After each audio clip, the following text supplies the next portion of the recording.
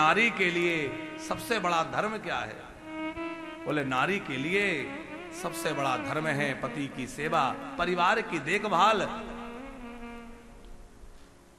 नारी बहुत यज्ञ अनुष्ठान न कर पाए कोई बात नहीं है, वो अपने परिवार को ठीक से शिक्षा संस्कार दे करके अपने परिवार को ठीक से संस्कारित बना दे, वही उसके लिए सबसे बड़ा यज्ञ है और वही उसकी सबसे बड़ी तपस्या है। क्या एक नारी के लिए अलग से तपस्या करने की आवश्यकता है? अरे उसकी तो हर समय तपस्या ही हो रही है। पुरुष तो जब 8 घंटे काम करके आता है तो बड़ा एहसान दिखाता है कि हम दिन भर काम करके आ रहे हैं, लेकिन सवेरे से उठ के रात के सोने तक हमारी माताएं जो करती हैं, क्या वो किसी तपस्या से कम है?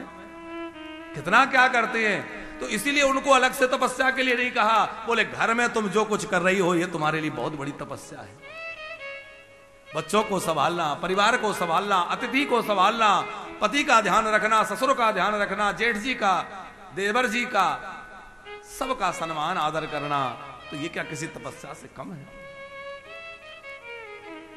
माता मैना कह रही है बेटी तू जा तो रही है, पर हम तेरे माँ बाप है ये बात तू भुला करके अब तू पूरी तरह अपना मन शिव जी के चरणों में लगा लेना।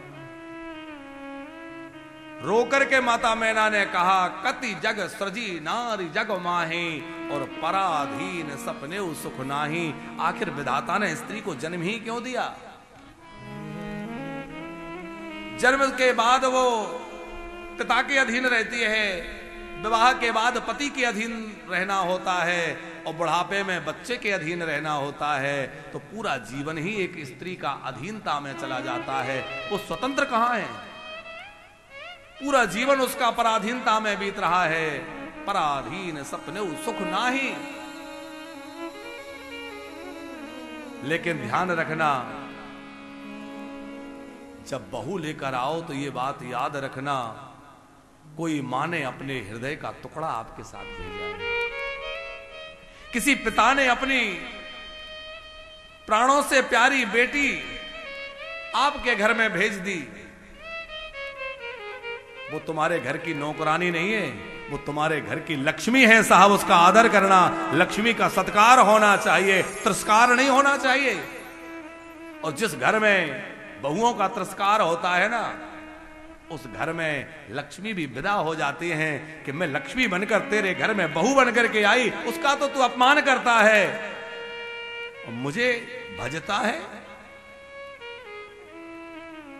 बहू को नौकरानी समझने वाले बहुत बड़े अपराधी हैं। वो नौकरानी नहीं है, वो घर की लक्ष्मी है, घर का ऐश्वर्य है, घर की देवी है, घर की रानी है।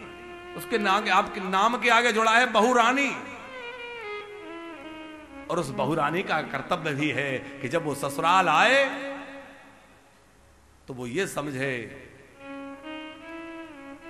मेरे माता पिता जन्म देने वाले तो वो हैं, जीवन भर छूटेंगे नहीं, लेकिन अब मुझे एक और माता पिता प्रभु ने दे दिए हैं। अभी तक मेरे केवल एक माता पिता थे, अब मेरे 2-2 माता पिता हैं, ये भी मेरे माता पिता हैं। मैं इनकी प्राणपण से सेवा करूंगी, कभी इनकी आंख से आंसू नहीं झलकने दूंगी।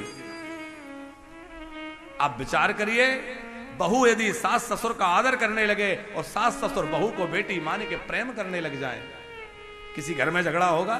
किसी घर में परेशानी होगी? सास ससुर समझें कि हमारी बेटी है,